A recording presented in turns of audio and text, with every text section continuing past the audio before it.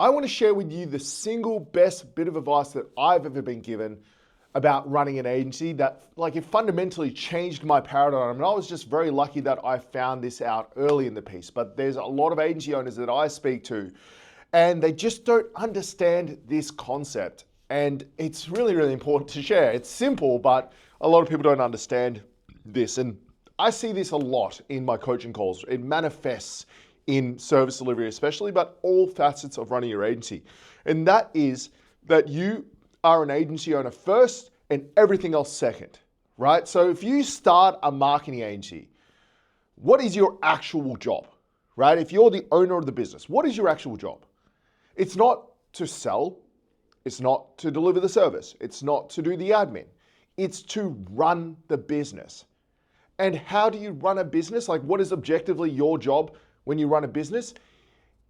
If you put an overarching pin on it, it is to maximize revenue while minimizing costs, right? Maximize revenue through minimizing costs and all the other facets. But your job is to run an efficient business, right? That turns a service into, in our case with an agency, is to provide a service, make a margin on it, and reap the difference, right? That's our job, fundamentally.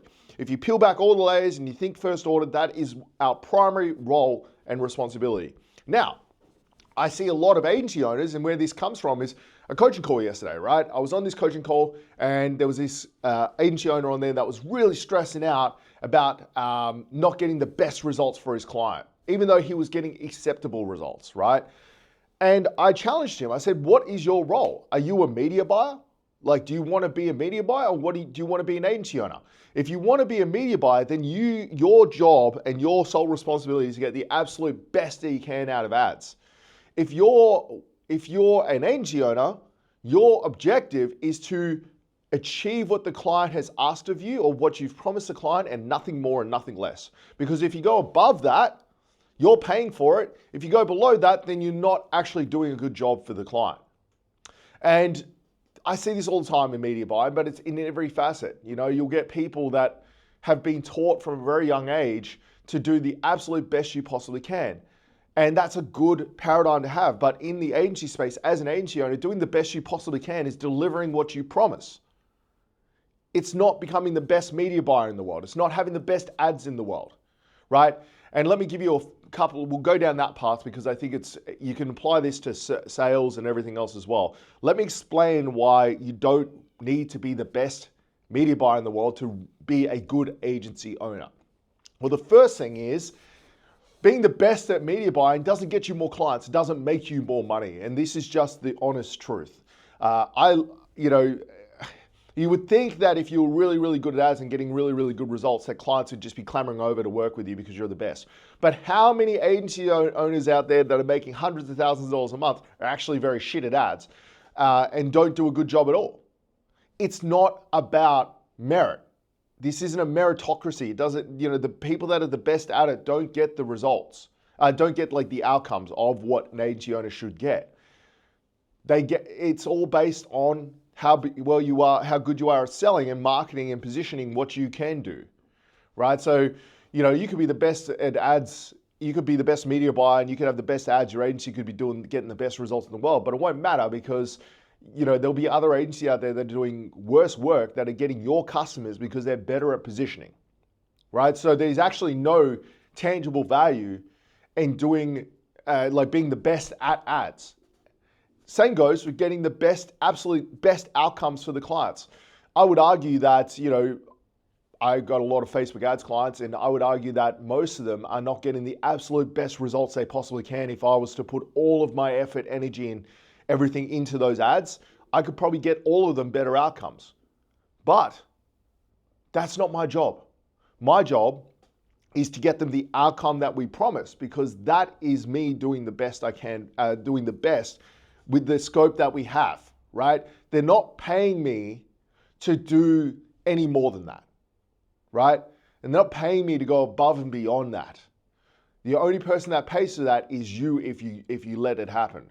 And a great example of this, and I brought this up yesterday on the coaching call, is Cam, my ops director, lovely guy, he's part of my family, but he used to have a really bad habit of going above and beyond for clients. He would do things wouldn't tell the clients, and subsequently the clients, no one's paying for it. So I resorted through desperation of getting $50 notes and putting them on his desk every time he did it and said, hey dude, no one's paying for this. You might as well just take the money straight out of my pocket because no one's paying for this except for me, right? And if our job as an agency owner is to maximize margin, then why would you do things that reduce your margin? And that is one of the best ways to reduce your margin, is going above and beyond and doing extra work for a client that's not required. You know, you creating that extra ad or tweaking that extra ad to get them an extra lead consequentially makes no difference to their business. An extra lead or an extra appointment is not going to fundamentally change their business, but it can fundamentally change yours if you're doing that across 70 clients, right? Or 80 clients, and cost you tens of thousands of dollars. That will fundamentally affect your business. So you've got to get out of the habit of doing that, like going above and beyond what you promise in your scope. You know, it'd be like working with a fencing company, right? And getting a fence put up at your house, and then, putting an extra bolt in or an extra screw in the fence, right? Objectively, as long as the fence is up and it's not falling down, they have done the scope of work that's required. You ask them to put a fence up, it hasn't fallen over. Then putting the extra screws in there may make them feel good and may make them feel like they're doing really, really good work, but you're not going to pay extra for the screws because it doesn't change the fact that the fence is upright and it's working. It's the same with running an agency. If you promise them 20 leads and you get them 20 leads, then you're achieving the objective. You're doing a perfect job for them, right? And subsequently, doing extra work and going above and beyond and has this negative, unintended consequence of setting too higher expectations, right? Let's say you go absolutely bananas on an ad and you get them 25 leads and you promise them 20. Well, you could do that for months and months and months. Let's say you do that for like 3 months, and then the 4th month, you get them the 20 that you initially promised them. The problem is, now that you've set the expectation at 25, you can't go under that.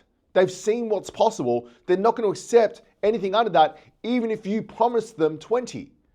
Your objective and goal as an agency owner that's trying to run a sustainable agency is to hit the marks that you promise, and nothing more and nothing less. That is peak efficiency, right? If you hit your target for as little cost to you as you can make practically to deliver those results. It's not going above, it's not delivering under that, because that's just undelivering and stealing people's money. It's delivering what you promise, right? And our goal in my agency is to get to as close to that mark as possible that we commit to, right? If we build a website for a client, we're not adding extra pages for the sake of adding extra pages because, that will make them feel better. We'll add them if the client's willing to pay for them. If they aren't willing to pay for them, we don't add them. You know, when we're doing ads, we don't create extra services or we don't create variations of ads if the ads are working and they're going to deliver the outcome. We forecast we're going to get them the 20 leads. We don't touch the ads because every time someone touches them, it costs me money. And my objective is not to become the best media buyer in the world and discover new ads and new ways of doing ads and having this cracked way that gets me an extra % click-through rate. I don't give a shit about that. I give a shit about how I turn labor and increase and add a margin to it so I make the difference. That's my job, right, as the owner of the agency. And it's really, really important to understand that, guys. So next time you're stressing out about an ad and going, I really should be coming up with different variations, I want you to sit down and go, do I actually need to do that because it's important to getting the outcome that's required from the client? Or do I have this limiting belief and paradigm in my head that I've got to be the best in media buying? And if that's the case, then become a media buyer. Sell your agency or get rid of your agency, become a media buyer and just focus on making the best ads in the world. If that's not what you want to do, then understand what your actual role and responsibility is and focus on just building a really, really good agency that delivers on what you promise you're going to do.